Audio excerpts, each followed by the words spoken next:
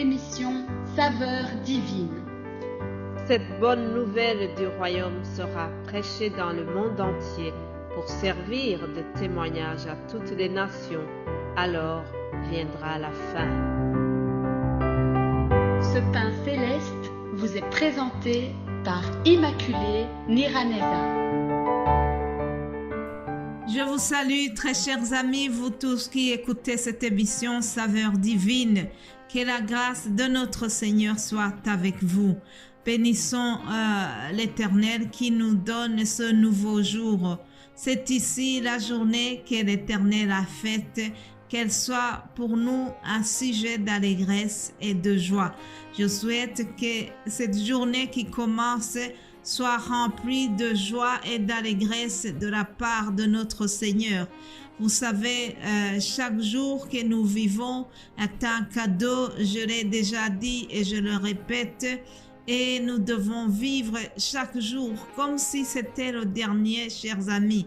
Alors, commençons ce mardi avec vraiment beaucoup de joie, avec la crainte de Dieu, avec l'idée de se préparer comme si le Seigneur venait aujourd'hui. Alléluia. Prépare-nous à l'arrivée du Seigneur et que chaque jour de plus nous apporte plus de clairvoyance et plus de crainte de Dieu surtout. Chers amis, nous sommes entrés dans les derniers jours. La fois passée, nous avons enseigné longuement sur cela. Alors, plus le jour du Seigneur approche, plus nous devons nous préparer et surtout nous sanctifier pour que lorsqu'il revienne, il nous trouve prêts. Alléluia. Je souhaite que vraiment le Saint-Esprit puisse nous aider à nous y préparer. Ce n'est pas ça le thème de la semaine, bien sûr, mais il est bien de le rappeler aussi. Comme vous savez, hier nous avons commencé un nouveau thème qui nous parle de comment le Seigneur nous accompagne, comment il est avec nous, surtout lorsque nous sommes dans son œuvre. C'est ce qu'il a témoigné pour Paul. Le Seigneur lui a témoigné son assistance. Il lui a dit dans Acte 18, 9, 10, c'est ça le thème de la semaine. Le Seigneur dit à Paul en vision pendant la nuit: ne crains point, mais parle et ne te tais point, car je suis avec toi et personne ne mettra la main sur toi pour te faire du mal. Parle, car j'ai un peuple nombreux dans cette ville. Alléluia. L'apôtre Paul avait été un persécuteur de l'Église. Vous le savez, dans les Actes des Apôtres, chapitre 9, nous voyons l'histoire de sa conversion. Je ne vais pas y revenir, mais vous pouvez revoir cela dans Acte 9. Alors, le titre d'aujourd'hui, c'est « De persécuteur au prédicateur ». De persécuteur au prédicateur. Paul qui avait persécuté l'Église de Dieu, Paul qui avait fait du mal à tous les croyants. Alors celui-là, lorsque Jésus l'a visité, lorsqu'il s'est montré à lui, il a été transformé, il est devenu une nouvelle créature, comme il le dit lui-même. Dans 2 Corinthiens 5, 17, il a dit, lorsque quelqu'un est en Christ, il est une nouvelle création. Toutes les choses anciennes sont passées. Voici, les choses deviennent nouvelles. Aussi, quand il a rencontré Christ, il est devenu vraiment une nouvelle personne. Dans le même chapitre d'Actes des Apôtres 9, nous voyons comment Jésus dit que c'est un instrument qu'il s'est choisi lui-même. Jésus dira dans Acte 9, 15, « Va, car cet homme est un instrument que j'ai choisi pour porter mon nom devant les nations et devant les rois et devant les fils d'Israël. Et je lui montrerai tout ce qu'il doit souffrir pour mon nom. » Là, c'est Jésus, le Seigneur, qui s'adresse donc à Ananias, qui était envoyé vers Paul. Il devait aller en fait le consacrer. Une fois que Paul était choisi, puisque Jésus l'avait déjà choisi pour porter la bonne nouvelle aux nations, il a envoyé Ananias, et c'est lui qui devait, entre guillemets, procéder à l'intronisation de Paul ou bien à la consécration de Paul. Chers amis, il y a quelque chose que je vais souligner aujourd'hui. C'est au verset 16, lorsque Jésus dit « Je lui montrerai tout ce qu'il doit souffrir pour mon nom ».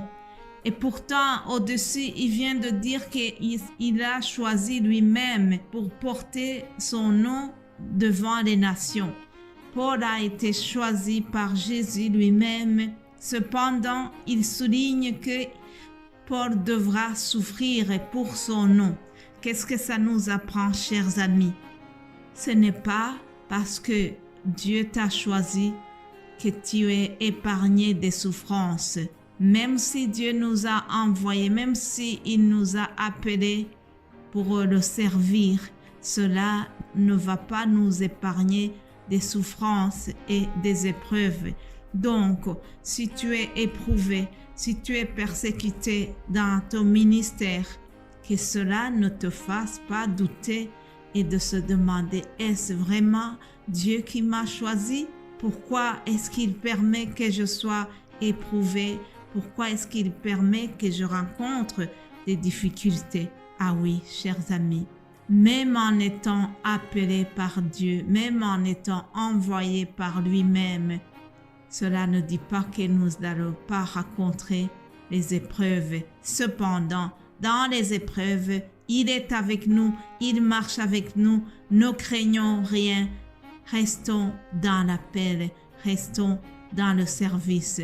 Jésus-Christ marche avec nous. Jésus-Christ va nous secourir. Alléluia. C'est ce qu'il a fait pour Paul. L'apôtre Paul a eu donc plusieurs épreuves, pas mal d'emprisonnement, des menaces de mort. Cependant, chaque fois, il était épargné. Alléluia. Puisque Jésus l'avait lui-même choisi comme son instrument, il a toujours veillé à lui. Alléluia. Voyons ce qu'il a vécu dans les Actes des Apôtres au chapitre 14. Nous y voyons encore une fois la saga de Paul. Et cette fois-ci, il était accompagné par Barnabas à Icône. Alors, je vous lis rapidement ce qui s'est passé là-bas. À Icône, Paul et Barnabas entrèrent ensemble dans la synagogue des Juifs et ils parlèrent de telle manière qu'une grande multitude de Juifs et de Grecs crurent. Alléluia. Mais ceux des Juifs qui ne crurent point excitèrent et aigrirent les esprits des païens contre les frères. Ils restèrent cependant assez longtemps à Icône, parlant avec assurance, appuyés par le Seigneur qui rendait témoignage à la parole de sa grâce et permettait qu'il se fasse par leurs mains des prodiges et des miracles. Alléluia. Chers amis, Jésus a permis qu'il se fasse des prodiges, des miracles qui ont suivi l'enseignement de Paul, qui ont suivi la prédication de Paul. Et on nous dit que suite à sa prédication, à leur prédication, puisqu'ici il est accompagné de Barnabas, les Juifs et les Grecs ont cru en Jésus-Christ. Alléluia. Puisque Jésus avait témoigné, avait accompagné son serviteur, il a donc témoigné, il a accompagné leur prédication par des miracles. Alléluia.